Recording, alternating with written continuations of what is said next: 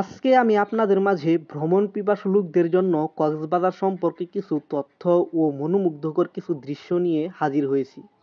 তো চলুন শুরু করা যাক। কক্সবাজার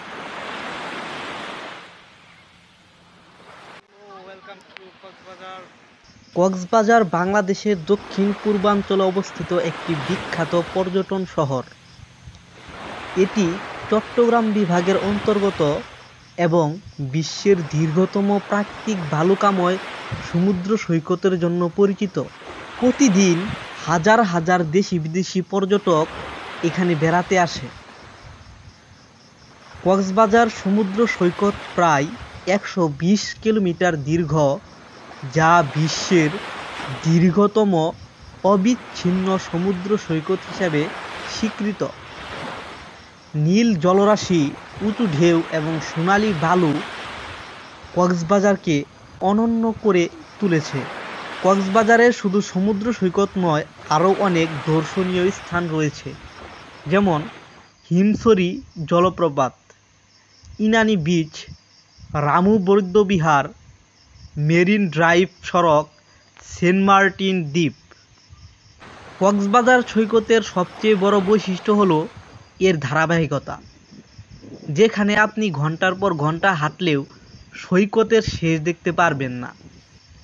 বালিয়াড়ি সৈকত সংলগ্ন শামুক, ঝিনুক সহ নানা প্রজাতির প্রবাল সমৃদ্ধ বিপণী বিতান এই সমুদ্র সৈকতে পাওয়া যায়।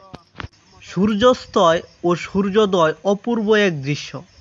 বালুকাময় তটভূমি, সবুজ পাহাড়, নীল জলরাশি ও ঠান্ডা বাতাস কক্সবাজারকে করে তোলে অনন্য।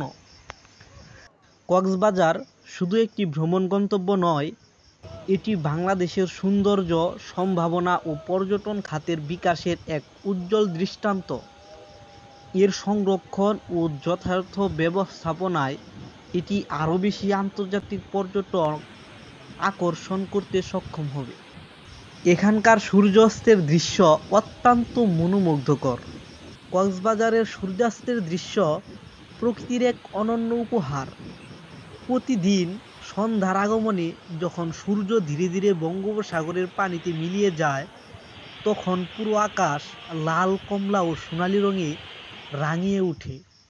সৈকতের বিশাল বিস্তৃত বালুকাময় তটে দাঁড়িয়ে সূর্য অস্ত যাওয়ার দৃশ্য দেখা যেন এক স্বপ্নময় অভিজ্ঞতা। কক্সবাজারের বালুকা বেলায় একটি জনপ্রিয় এবং নজরকাড়া চিত্র হলো বালিতে খোদাই করে লেখা বা ছবি আঁকা। এই কর্মকাণ্ড কেবল সৃজনশীলতাকে তুলে ধরেই না, বরং তা হয়ে ওঠে স্মৃতিময়তা, ভালোবাসা ও আবেগ প্রকাশের এক রূপ।